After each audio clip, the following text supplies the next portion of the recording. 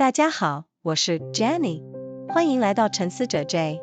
有一种艺术家，他从来不问你看不看得懂，他只问你有没有感觉到什么。这个人就是皮娜鮑许，他是德国舞蹈剧场的开创者，他把舞台变成了人类灵魂的解剖台，他用身体说出了语言说不出的东西。今天 Jenny 要带你走进这个让人窒息又着迷的世界。皮娜鮑许1940年6月27日生于德国西部的索林根市，那是一个以刀具制造闻名的工业城市，烟囱林立，工厂轰鸣，空气里带着金属的气味。他的父母在城里经营一家小旅馆兼餐厅，父亲叫弗里德里希·鲍许，母亲叫安娜·鲍许，他们是勤劳而朴实的工人阶级。从小，皮娜就在这个充满人来人往的空间里长大。旅馆里每天都有陌生人进进出出，餐厅里每天都有人在吃饭喝酒说话争吵。皮娜不说话，她观察每一个人的走路方式，她观察每一个人的眼神，她观察每一个人如何坐下，如何拿起一杯水，如何假装微笑，如何在说谢谢的时候其实心里在想别的事情。那种对人类动作的着迷，后来成为她整个艺术生涯的核心。皮娜7岁开始学舞，她进入了索林根的一间舞蹈学校。老师很快发现她不是一般的孩子，她不只是在学动作，她在感受动作背后的重量。一个7岁的孩子能够感受动作背后的重量，这已经说明了一切。1955年，15岁的皮娜考入了福克旺艺术学院，这所学校位于埃森市，是德国现代舞最重要的摇篮之一。学院的教学理念非常前卫，他相信舞蹈和其他艺术形式之间没有高墙。皮娜在那里遇到了影响他一生的老师库尔特约斯，一位传奇的德国舞蹈家和编舞家，他是20世纪初表现主义舞蹈的重要代表人物。他的作品总是充满强烈的社会批判意识。他教导皮娜，舞蹈不是技术的展示，舞蹈是人类情感的真实表达，舞蹈应该去触碰那些真实的社会伤口。这句话深深地刻进了皮娜的灵魂，成为她后来一切创作的基础。在福克旺学院的几年，皮娜不只学舞，她学习旋律，她学习戏剧，她学习视觉艺术，她开始形成一种跨越边界的艺术观。1959年，19岁的皮娜从福克旺艺术学院毕业，她拿到了最优秀的成绩。1960年，20岁的皮娜拿到了奖学金，前往美国纽约深造。纽约在60年代是全世界最疯狂的艺术实验场，先锋艺术在这里爆炸，行为艺术在这里诞生，各种边界在这里被打破。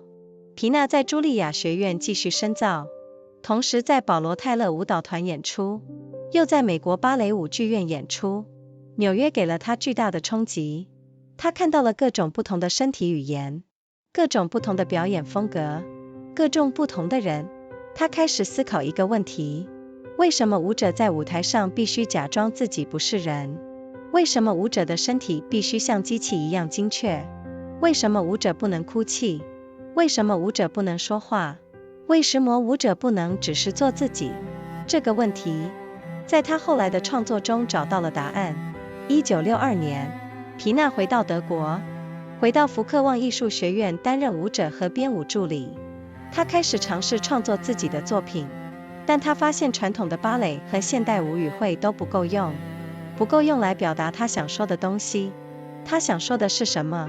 他想说的是恐惧，他想说的是渴望，他想说的是孤独，他想说的是人与人之间那道透明的墙，他想说的是女性在这个世界上所承受的重量，他想说的是那种想靠近又怕受伤的矛盾。但这些东西用现有的舞蹈语言说不出来，他需要发明一种新的语言。1969年，一个决定性的时刻到来了。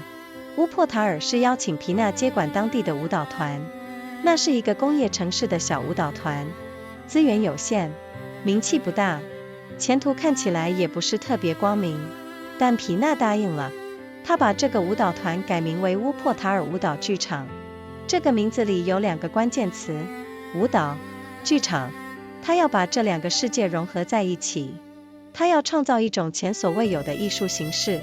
乌珀塔尔是一个工业城市，城市里有一条著名的悬挂式单轨铁路，在高空中穿越城市，像一条钢铁的河流。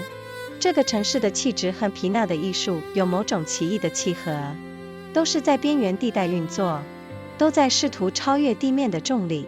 接下来的几年，皮娜开始了她最重要的探索。她不给舞者规定动作，她给舞者提问题，这是一个革命性的改变。她问：你在害怕什么的时候，身体会怎么动？她问：当你爱一个人，但你说不出口的时候，你的手会怎么办？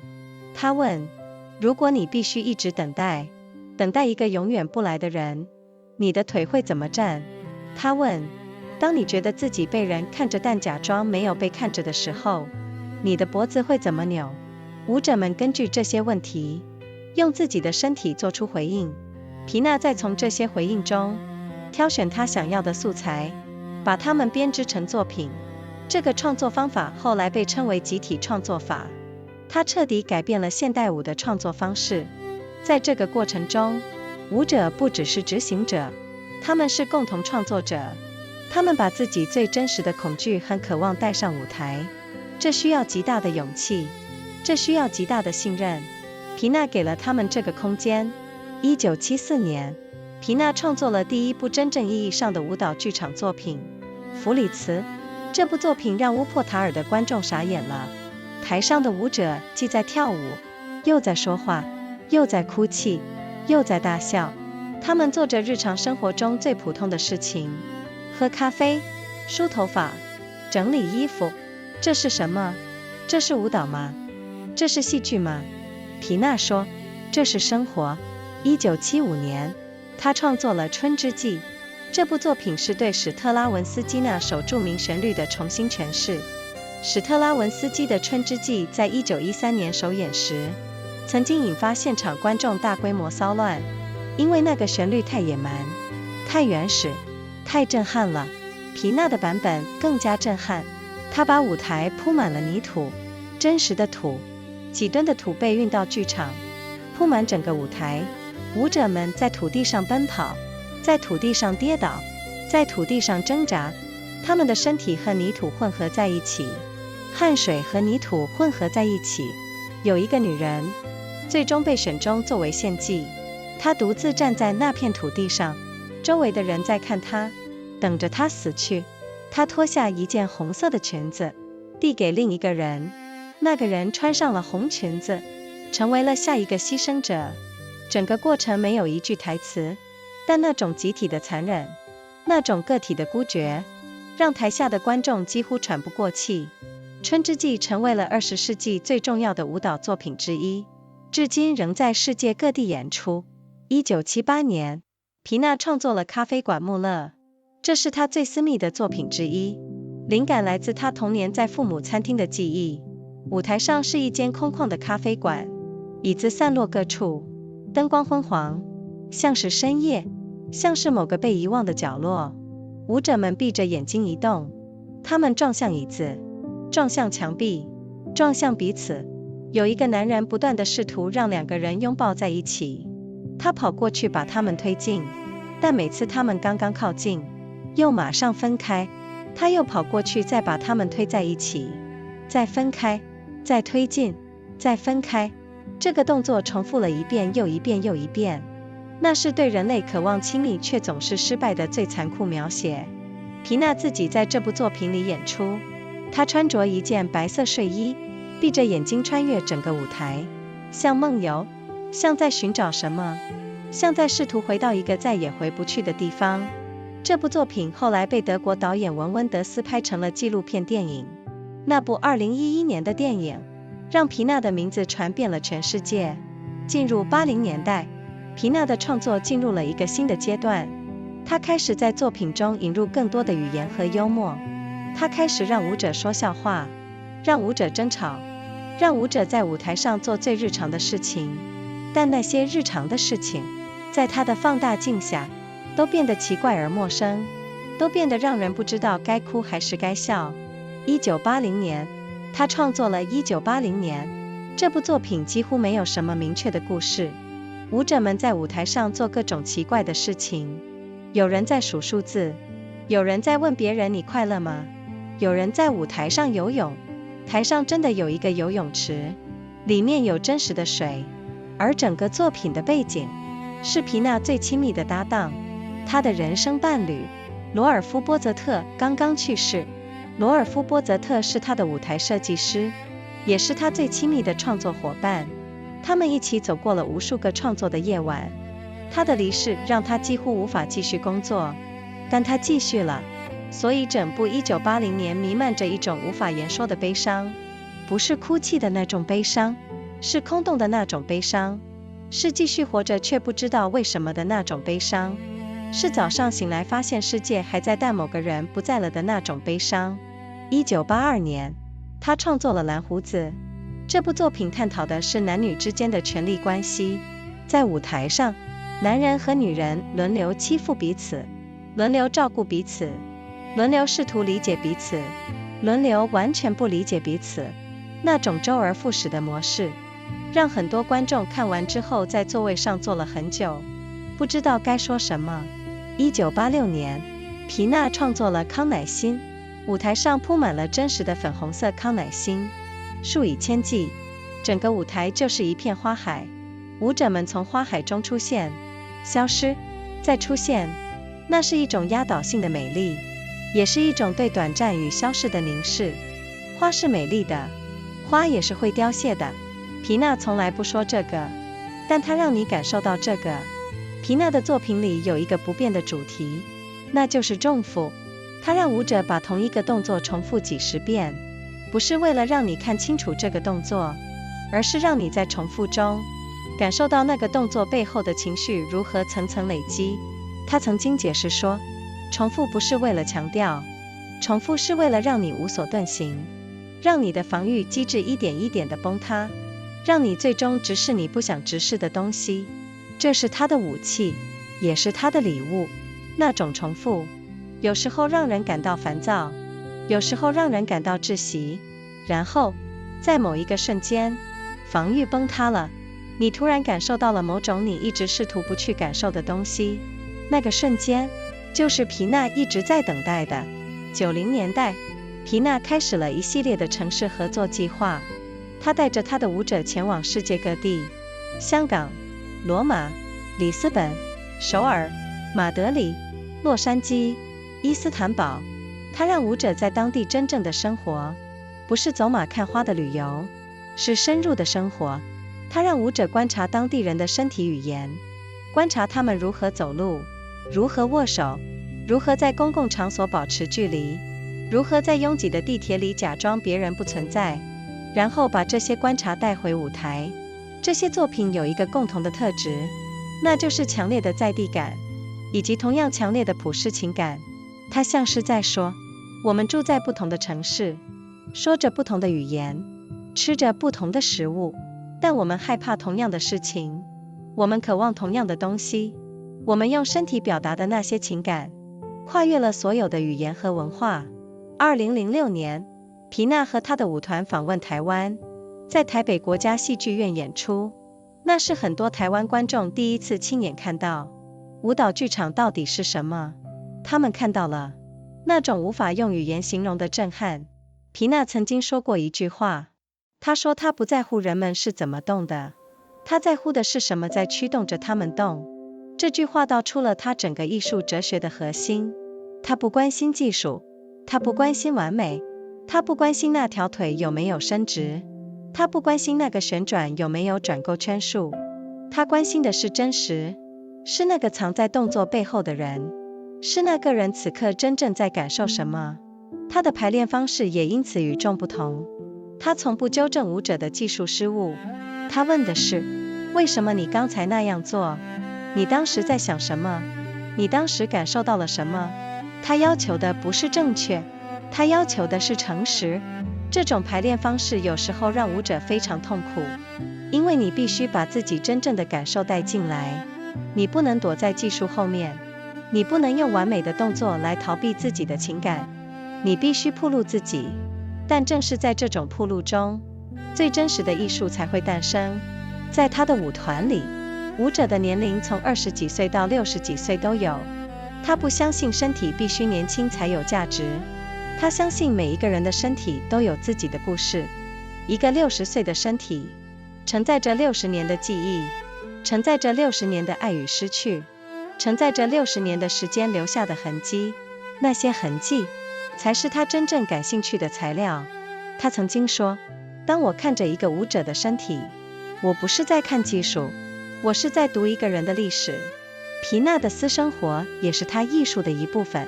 他的伴侣罗尔夫·波泽特是他最重要的合作者和精神支柱。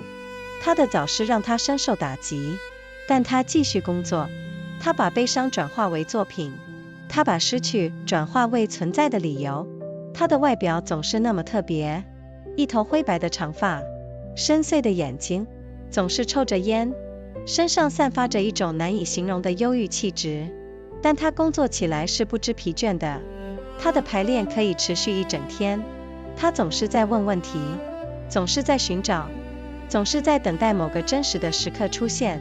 他的舞者说，和皮娜工作最难的地方不是身体上的辛苦，而是他要求你完全诚实，他要求你把你自己最真实的部分带到排练室里。那种要求有时候比任何舞蹈技术都更难达到。2009年6月25日，就在他70岁生日前2天，就在他即将带着舞团前往巴西演出前几天，皮娜鲍许因肺癌去世。世界震惊了，没有人知道他病了。他自己也是在去世前几天才确诊，从确诊到去世只有短短几天的时间，他就这样消失了，像他作品里那些突然消失的舞者一样，没有预告，没有道别。他的离去在整个舞蹈世界引发了巨大的悲痛。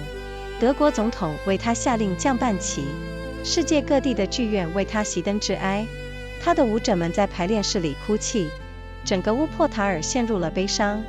他留下的遗产是什么？首先是他的作品，超过40部舞蹈剧场作品，至今仍在世界各地演出。春之祭、咖啡馆穆勒、康乃馨、1980年、南胡子、口塞酒，还有许许多多，每一部都是一个独特的世界，每一部都在问不同的问题，但每一部都指向同一个核心，那个核心就是人是什么，人为什么会这样，人能不能不这样。它证明了舞蹈不只是技术，舞蹈是可以思考的，是可以提问的，是可以让人哭泣，不是因为动作美丽，而是因为他说出了你一直说不出口的话。他影响了整整一个世代的舞蹈创作者，从欧洲到亚洲到美洲，几乎每一个认真的现代舞编舞家都曾经受过他的影响。他也影响了戏剧界，影响了电影界，影响了视觉艺术界。导演佩德罗·阿莫多瓦说，他对他的影响无可估量。在他的电影《对他说话》中，就有一幕致敬舞蹈剧场的场景。2011年，德国导演文温德斯执导的3维纪录片《皮娜》上映。这部电影用最新的3维技术，试图捕捉那种只有在剧场现场才能感受到的身体震撼。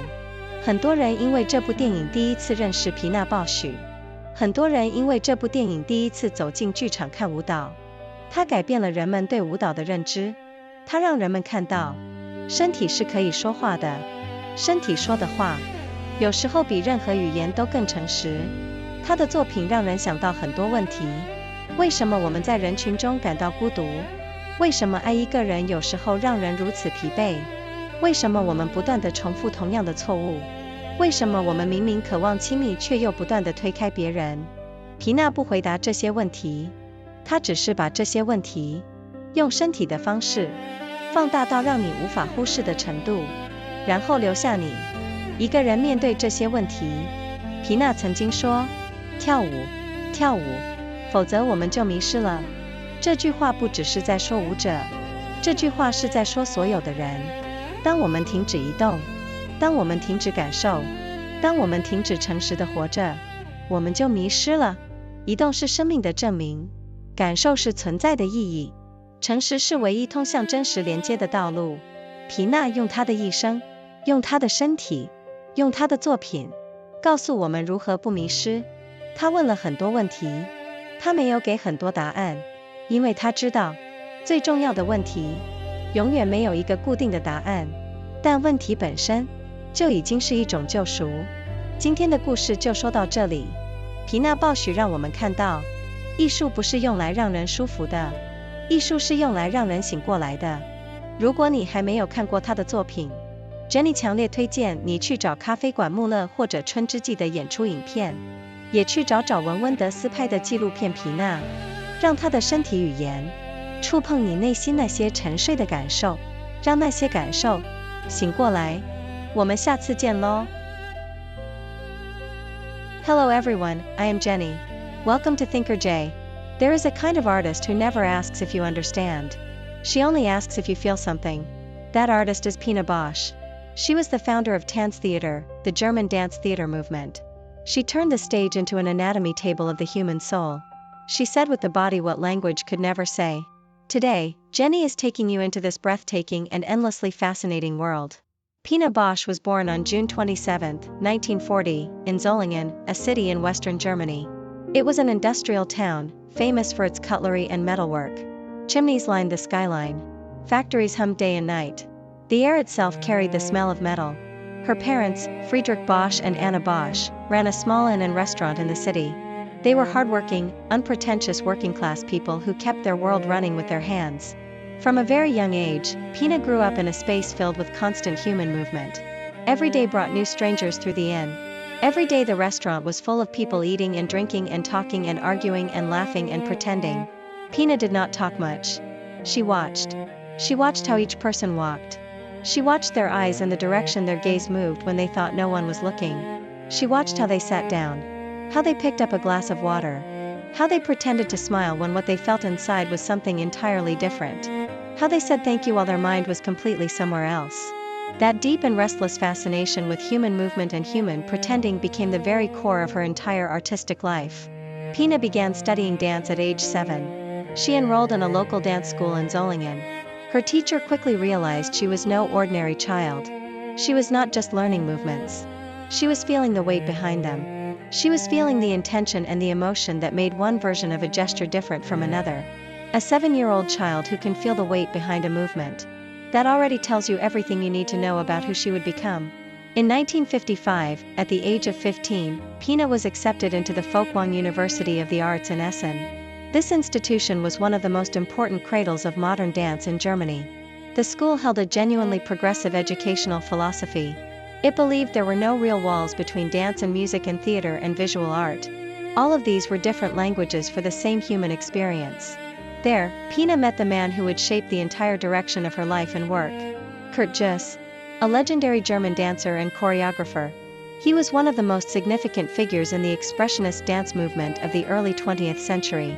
His works were always charged with fierce social consciousness and a refusal to look away from difficult truths. He taught Pina that dance is not a display of technical achievement. Dance is the authentic expression of human emotion. Dance should reach out and touch real social wounds without flinching. Those words were carved deeply into her soul. They became the foundation of everything she would ever create, every question she would ever ask on a stage. During her years at Folkwang, Pina did not only study dance. She studied music and musical history. She studied theater and dramatic theory. She studied visual art and the language of images. She began forming an artistic vision that absolutely refused to stay within any single boundary. In 1959, at 19 years old, Pina graduated from the Folkwang University with the highest distinction possible. In 1960, at 20 years old, she received a prestigious scholarship to study in New York City. New York in the 1960s was the most wildly experimental artistic laboratory in the entire world. Avant-garde art was exploding in every direction simultaneously. Performance art was being born in downtown lofts and on street corners. The old rules were being dismantled everywhere you looked. All kinds of boundaries were being shattered all at once by people who refused to be contained. Pina studied at the Juilliard School and performed with the Paul Taylor Dance Company.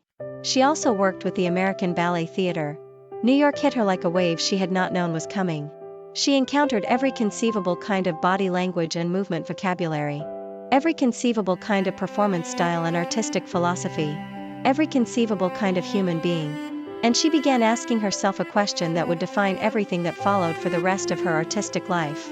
Why do dancers on stage have to pretend they are not human? Why does a dancer body have to function like a perfectly calibrated machine? Why are dancers not allowed to cry? Why are dancers not allowed to speak? Why can a dancer not simply be a full, complicated, contradictory human being on stage? These questions would find their answers in everything she created afterward. In 1962, Pina returned to Germany. She joined the Folkwang University as both a dancer and an assistant choreographer. She began experimenting with her own creations during these years. But she found that the existing vocabulary of traditional ballet and contemporary modern dance was simply not sufficient. Not sufficient to express what she truly wanted and needed to say. What did she want to say? She wanted to say fear. She wanted to say longing and its particular texture. She wanted to say loneliness in a room full of people. She wanted to say the invisible and impenetrable wall that stands between one person and another even when they are standing very close. She wanted to say the particular weight that women carry in this world simply by existing in it as women. She wanted to say that impossible contradiction of desperately wanting closeness while being terrified of being hurt by it. But none of the existing dance languages could carry these things adequately. She would have to invent a new language from scratch. In 1969, a defining and irreversible moment arrived. The city of Wuppertal invited Pina to take over its local dance company. It was a modest ensemble in an industrial city. Limited resources. Modest reputation. The future did not look particularly luminous from the outside. But Pina said yes without hesitation. She renamed the company Tanztheater Wuppertal. That name carried two essential and equally weighted words. Dance. Theater. She was going to merge these two worlds into something the world had never seen before. She was going to create an art form from the inside out. Wuppertal itself was an industrial city with a famous suspended monorail, the Schwebebahn, that traveled through it high above the streets like a river of steel suspended impossibly in midair. The spirit of this unusual city had a strange and perfect harmony with the spirit of Pina artistic project. Both operated at the edge of conventional expectations. Both were trying to transcend the ordinary gravity of the ground. Over the following years, Pina began the most important explorations of her career. She did not prescribe movements to her dancers in the conventional way. She gave them questions to answer with their bodies. This was a genuinely revolutionary shift in how choreography worked. She asked, "When you are afraid, how does your body move?" She asked, "When you love someone but cannot say it, what do your hands do?" She asked, "If you had to wait for someone who never comes, how would your legs hold you up over all those hours?" She asked, "When you feel that someone is watching you but you are pretending not to notice, what does your neck do?" She asked, "When you have lost something important and there is nothing to be done about it, how does your back feel?" The dancers responded to these questions with their own bodies, their own memories, their own specific and irreplaceable experiences. Pina then selected the material that resonated most deeply and wove it together into her works. This creative method became known as collaborative devising. It completely transformed the way contemporary dance was made and thought about by the people who made it. In this process, dancers were not simply skilled performers executing a choreographer's external vision. They were genuine co-creators who brought their most authentic fears and desires directly onto the stage. This required enormous personal courage. This required an enormous degree of trust between everyone in the room. Pina gave her dancers the space and the safety and the unconditional support to do it. In 1974, Pina created her first true Tanztheater work, a piece titled Fritz.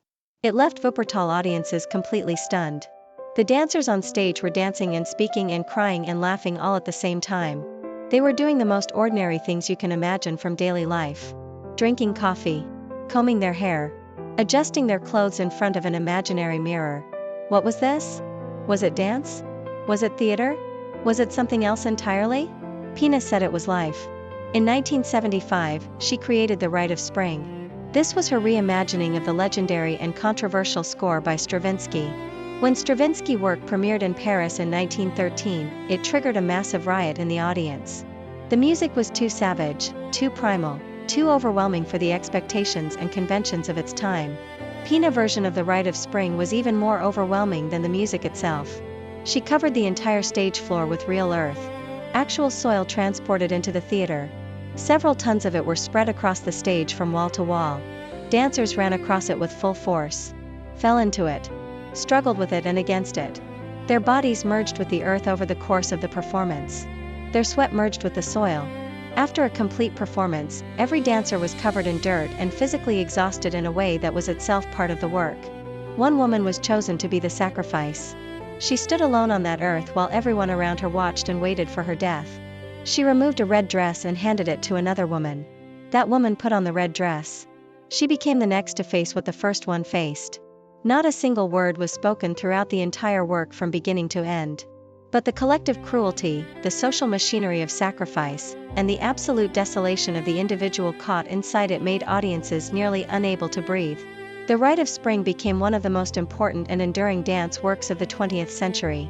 It is still performed around the world today and still produces the same powerful and crushing emotional effect it did at its premiere. In 1978, she created Café Muller. This was one of her most personal and autobiographical works. Its inspiration came directly from her childhood memories of her parents' restaurant. The stage was set as an empty cafe. Chairs scattered throughout the space without obvious order. The light was dim and yellowish and slightly unsettling. Like late at night in a place that should be closed by now. Like some corner of the world that everyone else has quietly forgotten about. Dancers moved through the space with their eyes closed. They collided with the chairs. They collided with the walls. They collided with each other in ways that seemed both accidental and completely inevitable. A man repeatedly tried to push two figures into an embrace. He ran over and pushed them toward each other with urgent effort. But every time they drew close and nearly made contact, they immediately fell apart and away from each other. He ran back and pushed them together again. They fell apart again. Together again. Apart again. This movement was repeated again and again and again without variation and without stopping. It was the most devastating portrait of human longing for closeness and the constant and heartbreaking failure to reach it that dance had ever managed to produce. Pina herself performed in this work.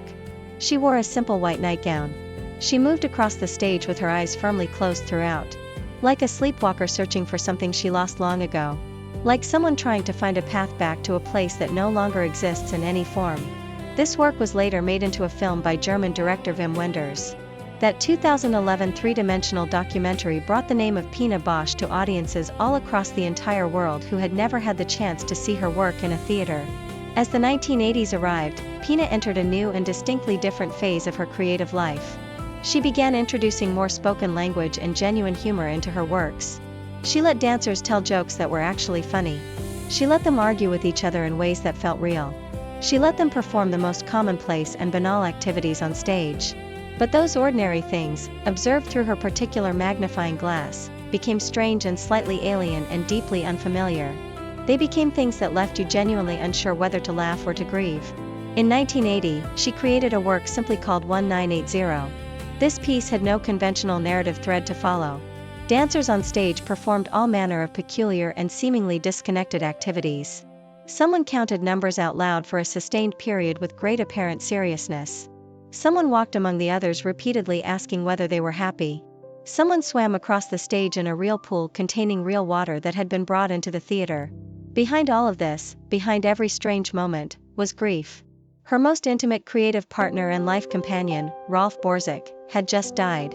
Rolf Borzig was her stage designer and her closest collaborator across many years. They had worked through countless nights of creation together across the entire history of her company. His death nearly made it impossible for her to continue working at all.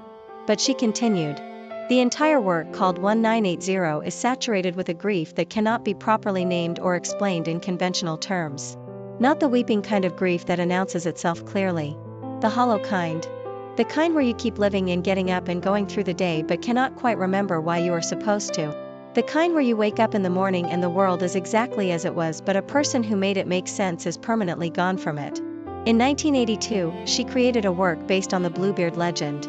This work explored the power dynamics between men and women with absolute unflinching honesty. On stage, men and women took turns holding power over each other, caring for each other in ways that were also controlling, trying to understand each other and failing again, and continuing to try anyway. That endless cyclical and repetitive pattern left many audience members sitting in silence long after the curtain came down and the lights came up. Not knowing what to say, not knowing what to do with what they had just witnessed in their own bodies.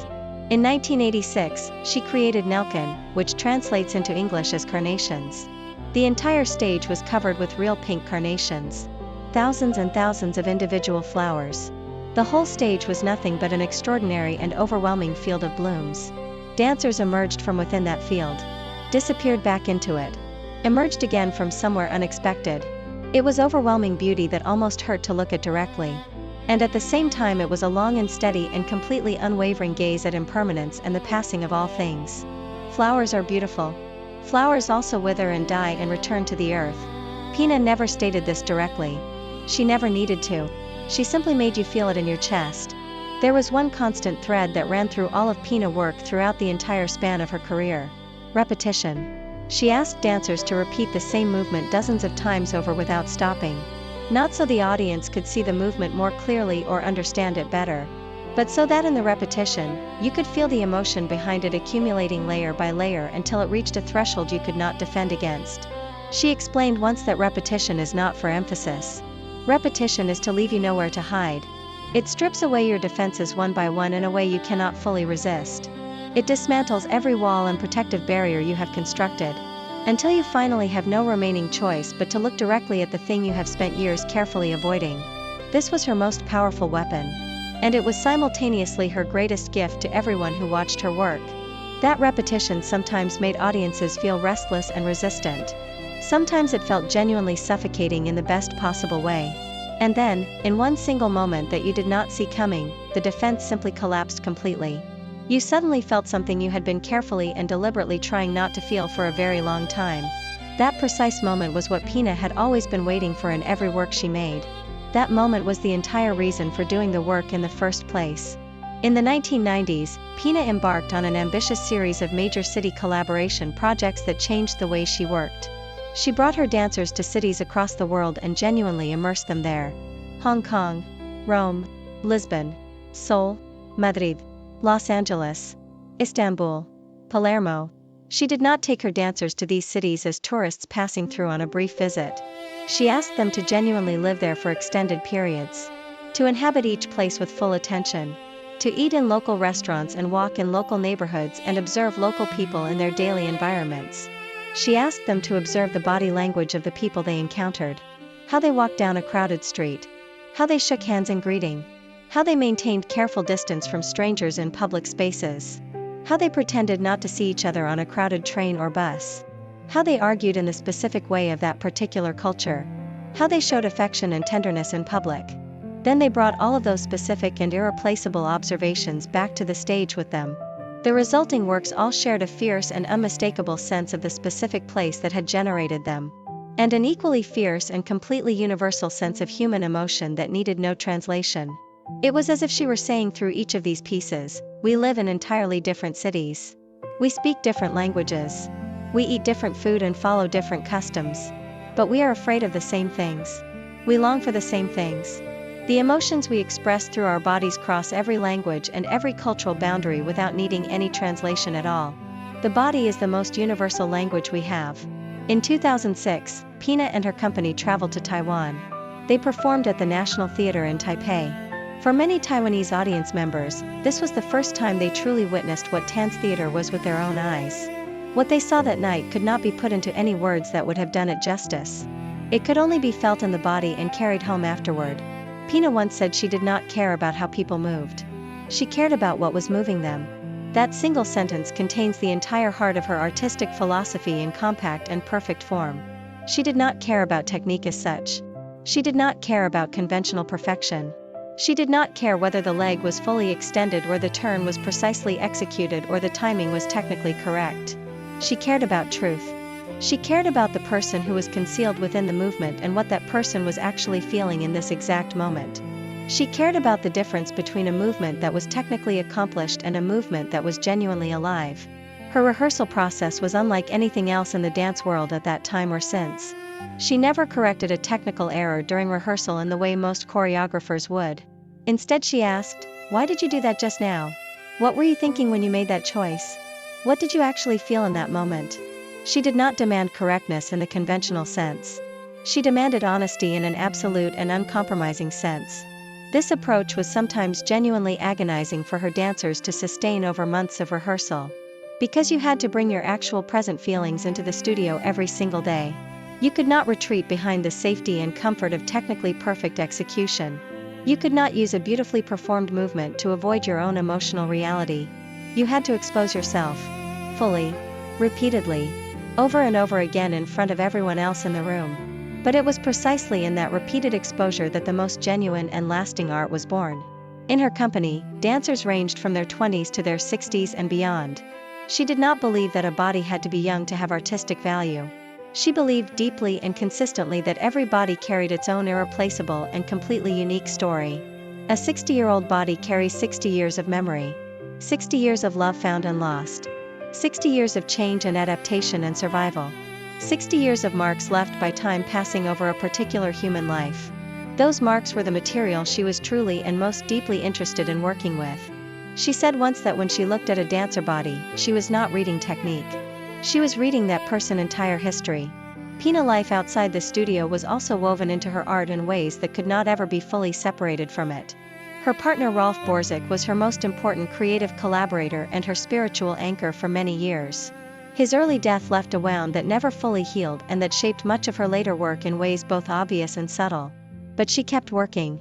She transformed grief into creation again and again. She transformed loss into reason to exist and to keep making work. Later in her life she built a life with Ronald K. He became her long-term companion and the father of her daughter Salomon, who was born in 1985. Pina loved her daughter deeply and worked to be present for her in the gaps between her relentless creative work. Her appearance was always immediately and powerfully distinctive. Long gray hair that she often wore loose. Deep, searching eyes that seemed to be always looking for something specific. Almost always a cigarette in her hand or nearby. An aura of profound melancholy that was impossible to describe or to ignore. But when she worked, she was completely and utterly tireless. Rehearsals regularly stretched through entire days without meaningful pause. She was always asking more questions. Always searching for something more real and more true. Always waiting with extraordinary patience for a moment of genuine unguarded truth to appear in the room. Her dancers said consistently that the hardest part of working with Pina was never the physical demands of the choreography. It was that she required absolute honesty from every person in the room at all times. She required you to bring your actual self into the rehearsal studio. Not a professional version of yourself with its familiar defenses intact. Your actual self with all of its complexity and vulnerability and contradiction. That requirement was sometimes more difficult to meet than anything physical. On June 25, 2009, just 2 days before her 69th birthday, and just a few days before she was scheduled to take her company to Brazil for a new production, Pina Bausch died of lung cancer. The world was completely stunned. No one outside her immediate circle knew she was ill. She herself had only received the diagnosis a few days before she died. From the diagnosis to her death, only a handful of days separated her from the world that she had so radically changed. She was simply gone. Like the dancers in her own works who vanished from the stage without warning or advance notice or explanation. No announcement. No farewell. No preparation given to anyone.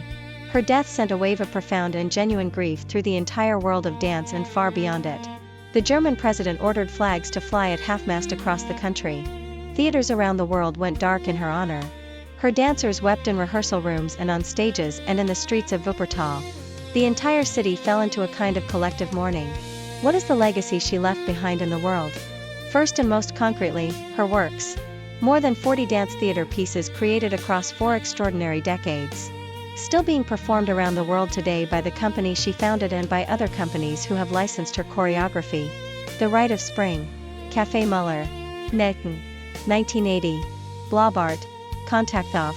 Mazurka Fogo. Nur du. And many more. Each one is its own complete and self-contained world with its own atmosphere and its own set of preoccupations. Each one asks a different and specific set of questions. But every one of them points toward the same essential core. What is a human being, really? Why do we behave the way we do to each other? Is it possible to behave differently? And if so, what would it take? She proved definitively that dance does not have to be primarily about technique and formal beauty. Dance can think. Dance can ask hard questions and refuse to offer easy answers. Dance can make you cry not because a movement is technically beautiful, but because it says the exact thing you have spent your whole life being completely unable to say yourself. She influenced an entire generation of choreographers and dance artists. From Europe to Asia to the Americas to Africa. Almost every serious contemporary dance artist working today has felt her influence in some direct or indirect form. She also influenced the world of theater in fundamental ways. The world of cinema. The world of visual art and performance art. Director Pedro Almodóvar said her influence on his own creative vision was beyond measure. In his acclaimed film called Talk to Her, there is a scene that pays direct and unmistakable tribute to the world of dance theater and to her specific aesthetic. In 2011, German director Wim Wenders released a three-dimensional documentary simply called Pina. The film used the most advanced three-dimensional filmmaking technology available in an attempt to capture the bodily and emotional impact that can usually only be fully experienced when sitting in a live theater. The film caused a genuine sensation around the world when it was released. It brought her work to an enormously wider global audience than had ever been possible before. Many people discovered her work for the very first time through that film. Many people walked into a theater to watch live dance for the very first time in their lives because of that film. She changed the way people understood what dance could possibly be or do in the world. She showed us that the body can speak in its own complete and complex language. And what the body says in that language is sometimes more honest and more complete than anything we have ever managed to say with words. Her works continue to raise questions that stay with you long after you have left the theater and returned to your ordinary daily life. Why do we feel so profoundly lonely in the middle of a crowd of other people who are also lonely? Why does loving someone sometimes leave us completely and mysteriously exhausted? Why do we keep repeating the same mistakes in the same relationships with such remarkable consistency? Why do we long so desperately for closeness and genuine connection and then keep pushing people away the moment they actually get near to us? Pina did not answer any of these questions. She simply took them and amplified them through the body and through theatrical space until they became absolutely impossible to continue ignoring. Then she left you alone with them in the dark. Just you and the question. No guide. No resolution. No comfortable place to rest. Pina once said, "Dance, dance, otherwise we are lost." She was not only talking about professional dancers and the practice of their art. She was talking about every single one of us and the practice of being alive. When we stop moving. When we stop feeling what is actually happening inside us. When we stop living honestly and paying real attention to what is genuinely present. We are lost. Movement is proof of life. Feeling is the meaning of existence. Honesty is the only path that leads toward genuine and lasting connection with another human being. Pina Bausch used her entire life and her body and all of her works to show us how not to be lost. She asked many profound questions throughout her 40-year career. She did not give many answers. Because she knew that the most important questions a life can ask never have a single fixed answer that works for everyone. But the asking itself is already a form of salvation. Asking is already a form of being fully alive. That is all for today. Pina Bausch showed us that art is not here to make us comfortable or to confirm what we already believe. Art is here to wake us up from the comfortable numbness we fall into when we stop paying attention. If you have never encountered her work before, Jenny strongly encourages you to seek out the filmed performances of Café Muller and The Rite of Spring, which are available to find. And find the documentary simply called Pina, directed by Wim Wenders, which is a beautiful entry point into her entire world. Let her body speak to the sleeping feelings inside you. Let those feelings wake up. One more thing Jenny wants to share before we go. Pina Bausch was once asked in an interview what she hoped audiences would take away from her work. She paused for a long time before answering. Then she said she hoped they would take away questions. Not answers. Not conclusions. Questions. She believed that a person who leaves a theater carrying a genuine question is a person who has been changed in some small but real way. And she believed that being changed by art, even in small ways, is one of the most important things a human life can experience. She also said once that she was always afraid. That fear was the starting point of every work she made. She was afraid of what she might find if she looked closely enough at human behavior. She was afraid of what the body might reveal if given real permission to speak. But she looked anyway. She gave that permission anyway. Because she believed that the things we are most afraid to look at are exactly the things we most need to see. That combination of fear and courage is perhaps the most honest description of what it means to be an artist.